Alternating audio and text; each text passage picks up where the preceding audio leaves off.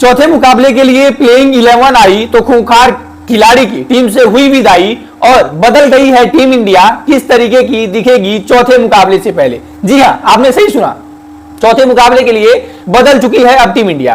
आप सभी को पता होगा कि इस सीरीज का चौथा मुकाबला है जो काफी ज्यादा क्रिटिकल होने वाला है। यह मुकाबला देखा जाए तो जो टीम जीतेगी उसका पलड़ा जो है वो भारी हो जाएगा इस सीरीज जीत के लिए, क्योंकि अक्सर देखा जाता है कि जब 5 मैचों की श्रृंखला होती है तो जो टीम लगातार 2 मुकाबले जीत जाती है तो उसका पलड़ा भारी होता है। ऐसे तौर पर अगर आप देखोगे, पहला मुकाबला तो मनोका ओवल में बारिश से हाथों चल गया था और वो धुल गया था। दूसरा मुकाबला जो है वो ऑस्ट्रेलिया अच्छा कमबैक करती है और भारत को 125 पे ऑल आउट करके जल्दी रन चेस कर लेती है और जीत जाती है।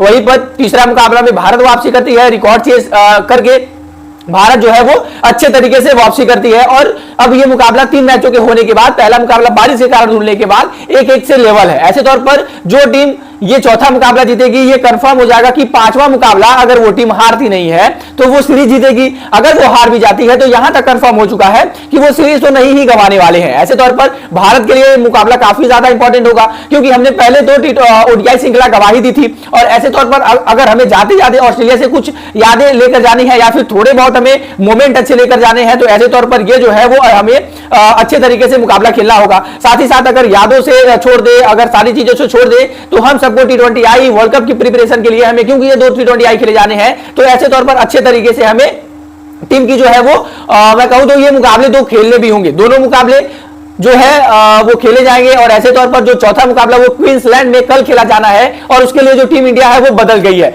आप सभी को पता होगा कि पहले 2 मुकाबलों के लिए टीम इंडिया जो सेम ही उतरी थी। पहले मुकाबले में तो बारिश आ गया, वो मुकाबला पूरा हुआ नहीं। दूसरे मुकाबला में हर्षित राणा को जबरदस्ती से खिलाया गया। हम लोगों ने कहा था कि यार हर्षित राणा आखिर क्या ही जरूरत है उनकी, उन्होंने बल्ले से 33 पे 35 बना दिए तो बहुत सारे लोग खुश हो रहे थे। लेकिन आप सभी को यह समझने की जरूरत है कि हर्षित राणा बल्लेबाज होने से पहले गेंदबाज है। उनको पहले विकेट लेना है, फिर उनको रन बनाना है। अगर वो रन भी नहीं बनाते हैं तो चलेगा, लेकिन उनको विकेट तो कंपलसरी लेना ही लेना है। ऐसे तौर पर उनके रन से आपको क्या लेना देना है, उसे रन के मतलब ही नहीं है। दूसरे मुकाबले में जो है हर्षित राणा की खूंखार पिटाई होती है, 2 ओवर में तकरीबन 28 रन खा जाते हैं 14 की इकोनॉमी के साथ। तीसरे मुकाबले में आखिरकार जो कोच गौतम गंभीर हैं वो अपनी जीत को छोड़ते हैं और आखिरकार टीम में बड़ा बदलाव करते हैं और वो कुलदीप यादव को बाहर करते हैं। और साथ ही साथ आखिरकार हर्षित राणा को भी टीम से बाहर किया जाता है। हर्षित राणा खैर बाहर जैसे होते हैं, टीम में अर्शदीप सिंह आते हैं और हम टीम में कमाल होते हुए भी दिखते हैं। और तीसरा मुकाबला जो है हम अच्छी तरीके से जो है वो वापसी भी करते हुए नजर आते हैं। ऐसे तौर पर यानी अगर आप देखोगे जो टीम इंडिया है वो ऑन ट्रैक आ चुकी है। और हमारे साथ क्योंकि अभी पिछले मुकाबले की जीत भी चल रही है, यानी हम ऑन द लाइन है, हमारे लिए ये जीतना काफी ज्यादा अच्छी बात भी है। लेकिन क्योंकि पिछले मुकाबले में 2 बदलाव हुए थे और इस मुकाबले से पहले एक बदलाव और होने जा रहा है और ये बदलाव काफी ज्यादा बड़ा होने जा रहा है। दरअसल ये वो बदलाव है जिस खिलाड़ी के प्लेइंग 11 में होने से टीम इंडिया 2019 से केवल 1 मुकाबला हारी है और वो लगातार जीतते हुए आ रही है। अब उस खिलाड़ी को भी प्लेइंग 11 से बाहर कराने का रास्ता दिखाया जा रहा है। दरअसल मैं बातें कर रहा हूं शिवम दुबे को, जिन्होंने इस सीरीज में केवल 1 मुकाबले में बल्लेबाजी की है।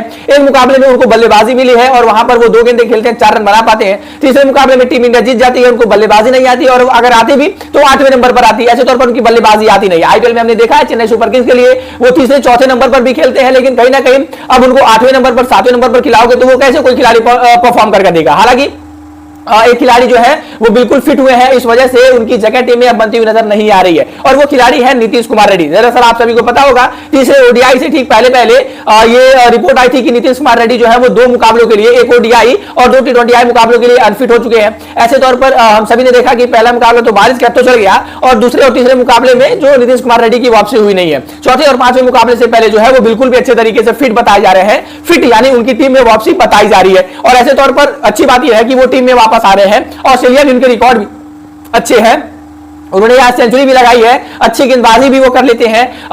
एज कंपेयर टू अगर आप शिवम दुबे के कंपेयर रखोगे गेंदबाजी तो वो अच्छी ही करते हैं। बल्लेबाजी भी मैं नहीं कह सकता ऐसा कि शिवम दुबे से अच्छा, क्योंकि शिवम दुबे को इस सीरीज में केवल 2 गेंदों खेलने की मिली है तो 2 गेंदों पर आप कुछ किसी भी खिलाड़ी को जज नहीं कर सकते हो। ऐसे तौर पर क्योंकि नीतीश कुमार रेड्डी फिट हो चुके हैं तो अब चौथे मुकाबले में सीधा उनका प्लेइंग 11 में लाया गया है और अब टीम से उनको बाहर कर दिया गया है। यानी शिवम दुबे जो टीम इंडिया के लिए एक लकी चार्म भी माने जाते हैं। यानी चौथे मुकाबले के लिए यही केवल बदलाव होगा, बाकी जो प्लेइंग 11 थी सेम ही रहेगी। यानी बातें की जाए फुल प्लेइंग 11 के बारे में, सुमन गिल हो जाएंगे, सुमन गिल हो जाएंगे, अभिषेक शर्मा हो जाएंगे, साथ ही साथ आपके सूर्या बाबू हो जाएंगे, तिलक वर्मा हो जाएंगे, जितेश शर्मा हो जाएंगे, अक्षर पटेल, वॉशिंगटन सुंदर, नीतीश कुमार रेड्डी, वरुण चक्रवर्ती और साथ ही साथ 10वें नंबर पर जसप्रीत बुमराह और 11वें नंबर पर आपको अर्शदीप सिंह खेलते हुए नजर आएंगे।